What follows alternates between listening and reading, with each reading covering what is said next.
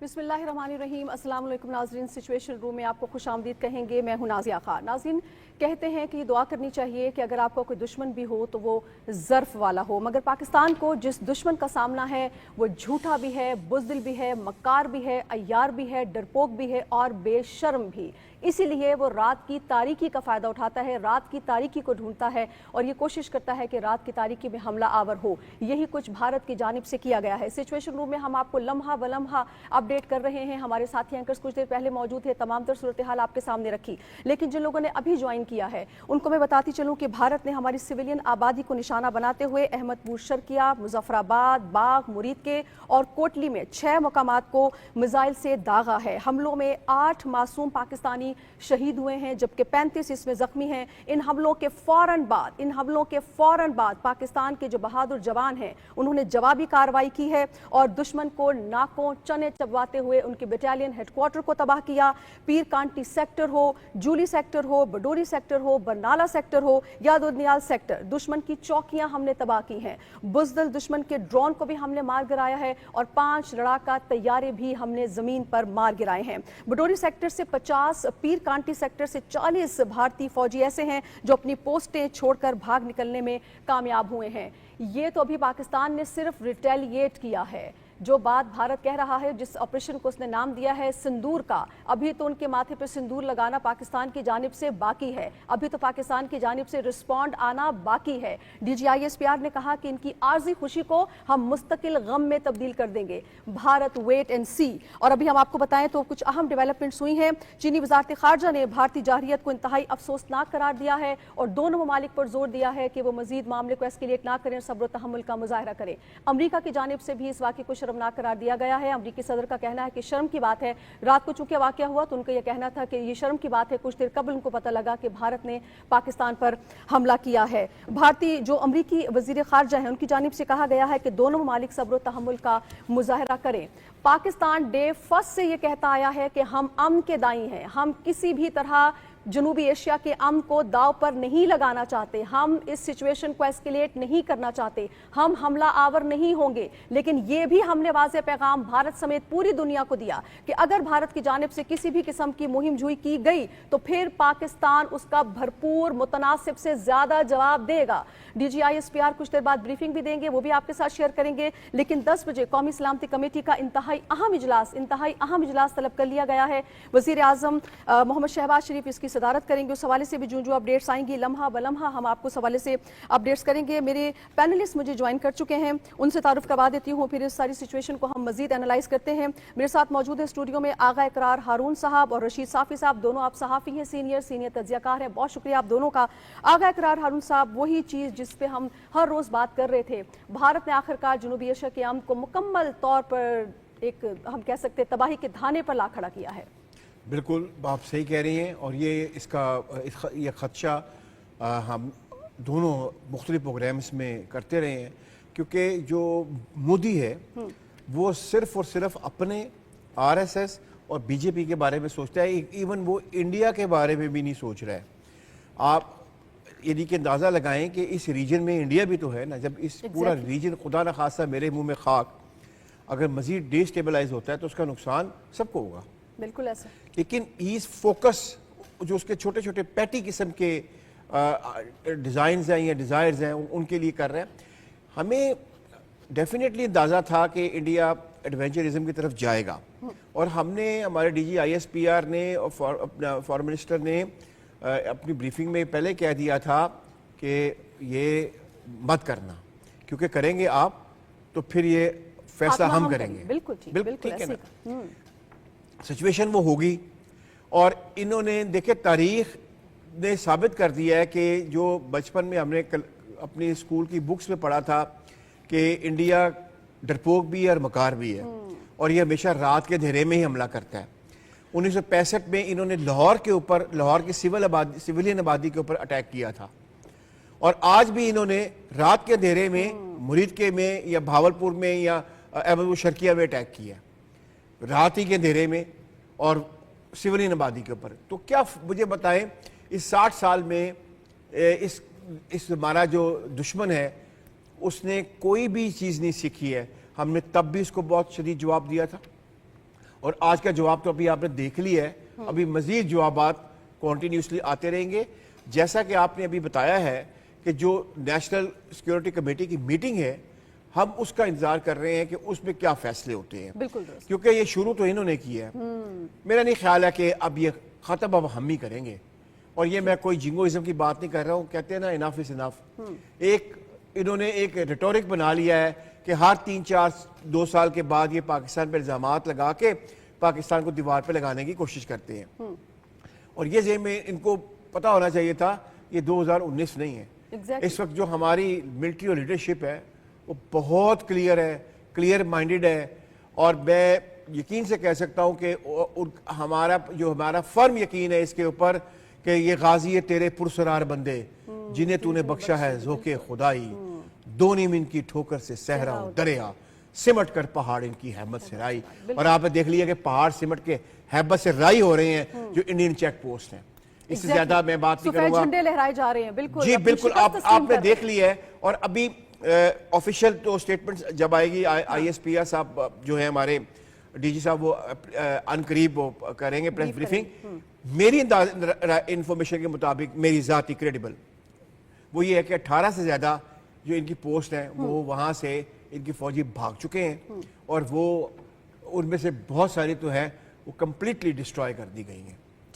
اور جہاں تک بات ہے, انہیں بہت رافیل طیاروں کے اوپر بڑے مان تھا نا, ٹھیک ہے, تو اب ذرا گنے وہ کتنے گنے. اور SU-30 سکوزی 30 جس کے بارے میں کہتے ہیں کہ وہ دنیا کا تیز ترین طیارہ ہے, لیکن میں ہمیشہ کہتا ہوتا ہوں گاڑی نہیں چلتی ہے, پیچھے بیٹھا ڈرائیور چلاتا ہے اس کو, ایسے ہی ہے. ٹھیک ہے. اور یہ بھول گئے تھے کہ پاکستان کے پاس PL-10 اور PL-15 دونوں موجود ہیں, اور وہ دنیا میں ان کا کوئی مقابلہ نہیں ہے اگر آپ دیکھیں ایئر ٹو ایئر اسٹرائک کرنے میں.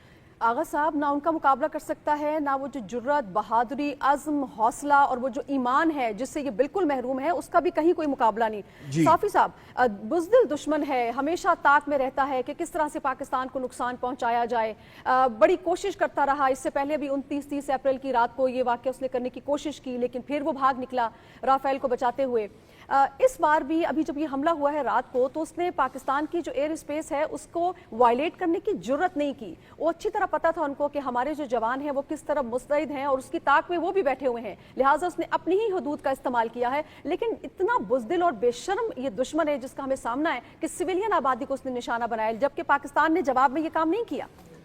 شکریہ نازیہ. آج بر صغیر اور جنوبی ایشیا کے لیے انتہائی افسوسناک دن اس لحاظ سے ہے کہ بھارت نے اس پورے خطے کو ایک مرتبہ پھر خوفناک جنگ کی جانب دھکیل دیا ہے. ظاہر ہے پاکستان کا یہ موقف شروع سے رہا ہے کہ جنگیں جو ہے وہ تباہی کا پیش خیمہ ہوتی ہے, وہ عام لوگوں کی زندگیوں کو اجیرن بننے کے کارن بنتی ہے. اس لیے پاکستان نے پہلگام کے فالس فلیگ آپریشن کے بعد 60 سے زائد ممالک, ہمارے دفتر خارجہ اور جو دیگر متعلقہ ادارے ہیں, انہوں نے 60 سے زائد اہم ممالک سے رابطہ کر کے بھارت کے ان عزائم کو بے نقاب کیا.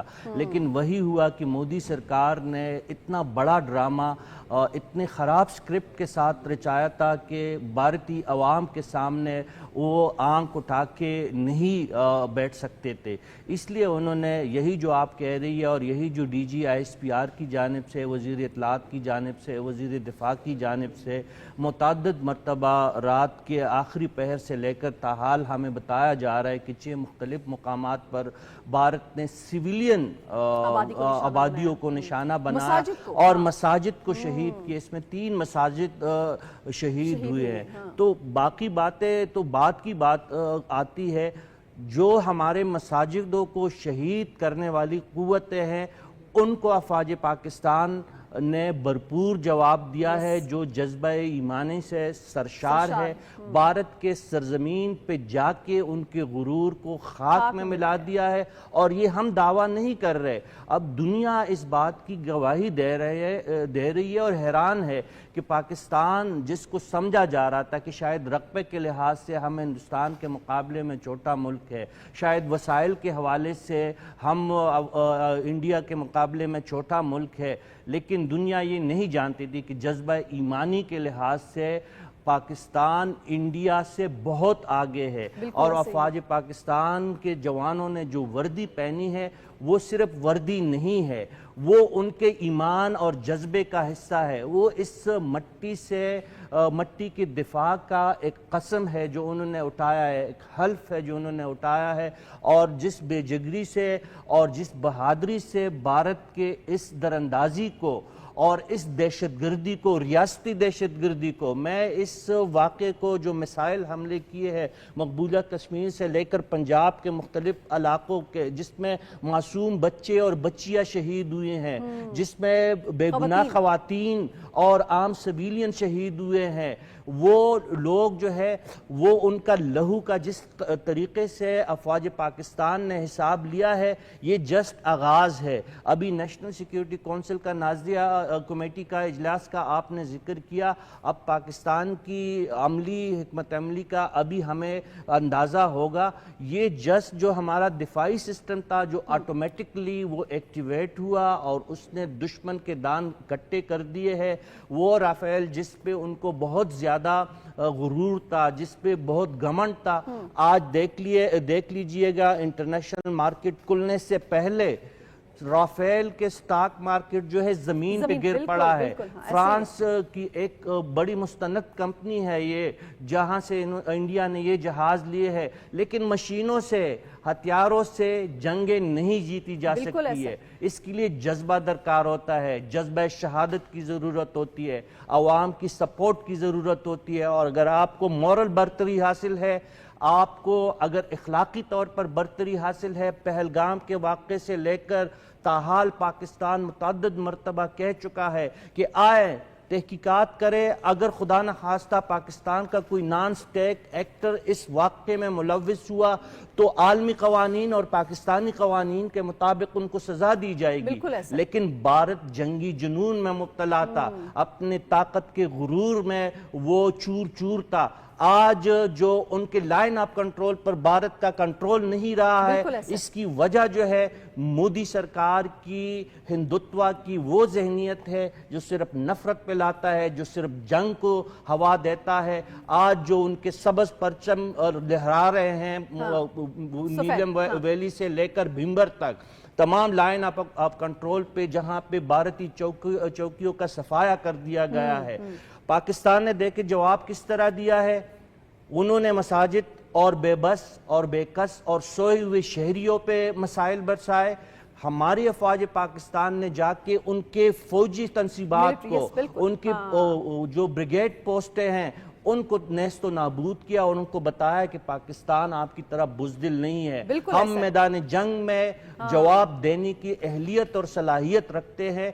بھارت نے جو خطرناک کھیل کا آغاز کیا ہے نازیہ، میں یہ بتانا چاہوں گا کہ بھارت نے نہ صرف بھارتی عوام کے ساتھ ظلم کیا ہے بلکہ اس پورے خطے کو ایک ایسی خطرناک سچویشن میں ڈال دیا ہے کہ ہم دونوں ممالک جو ہے ایٹمی قوت سے مسلح ہے، اور ہمارے پاس اگر خدا نخواستہ اگر وہ نوبت آئے گی تو پھر اس خطے اور دنیا میں جو آگ لگے گی، لوگ ناگاساکی اور ہیروشیما کو بھول جائیں گے۔ اس لیے اب بھی کچھ گیا گزرا نہیں ہے، ہندوستان کو ہوش کا ناخن لینا چاہیے۔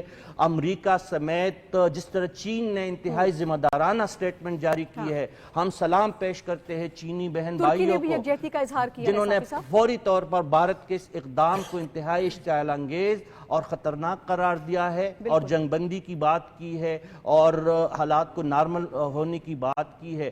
تو یہ ضروری ہوا ہے کہ اقوام متحدہ سے لے کر امریکہ، برطانیہ، چین تو سامنے آ گیا، ہمارے دوست ممالک ہمارے ساتھ کڑے ہیں، باقی دنیا بھی بھارت کی جو ہٹ درمی ہے، بھارت کی جو ہندوتوا ذہنیت ہے، اکھنڈ بھارت کا جو خوفناک منصوبہ ہے، اس کی راہ روکے۔ ٹھیک ہے صافی صاحب، D G I S P R brief کر رہے ہیں، ناظرین آپ کو ہم لائیو لیے چلتے ہیں۔ ٹھیک ہے ناظرین، جو ہی بریفنگ کٹ ہوتی ہے ہم آپ کو لائیو دکھائیں گے۔ D G I S P R تمام تر صورتحال پر قوم کو